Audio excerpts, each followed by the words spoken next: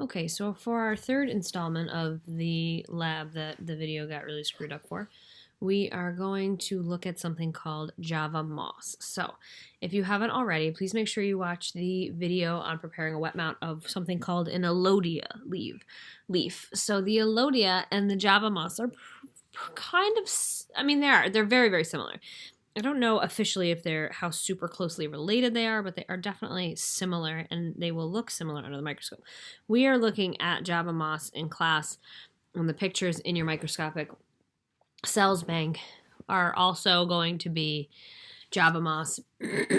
Excuse me, because our Elodea, which I think is cooler and works better, is actually an invasive species in New York, so it's illegal to own it or have it or sell it. So I can't find it anywhere.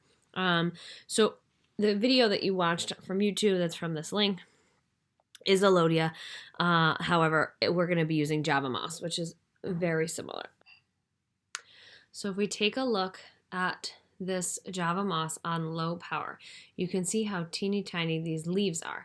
Now you'll notice in this that the leaf is curled over on the bottom a little bit here.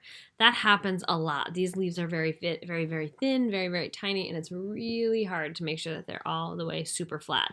So the key here is to try to find a place that is flat as possible, and to center that area here in the middle.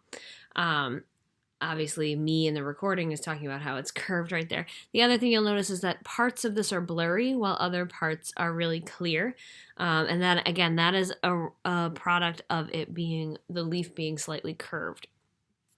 So if you're looking at this picture and you have to draw your, hold on, I'm going to pause that. You have to draw your Java moss on high power. So we're not on high power yet in this video. But remember, we always have to find it on low power. And then we sort of move it on up to high power. Remember that we want to have the leaf that we're going to zoom in on in the center as best as we possibly can. Because that makes it so that when we zoom in on it, we're not zooming in on this empty space here or this empty space here. We're zooming into the center, so that's where we want to place our leaf when we are moving from low power to high power. So we've switched it up to high power here, and clearly we need a little bit more light. So obviously the higher the power it is, the darker it's going to be. So it's not ever going to be quite as bright. The other thing is it becomes a lot clearer how much the leaf is rolled. If you watch the white arrow on the screen, you can see that it's kind of like a rolling focus. So as I turn the fine adjustment knob on the microscope, the focus will move.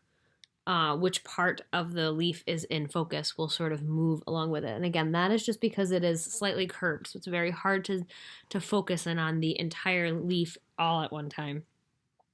Because there are going to be parts of the leaf that are just slightly closer to the objective than others. So your job is going to be to look at this leaf and then use your actually,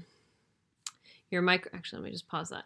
Your microscopic cells bank to determine which of these pictures, oops, I forgot to put the new ones in. I have some new pictures I need to put in. So which picture in your bank, when you get your bank, it might look different than this, but which picture in your bank belongs here in this lab, okay?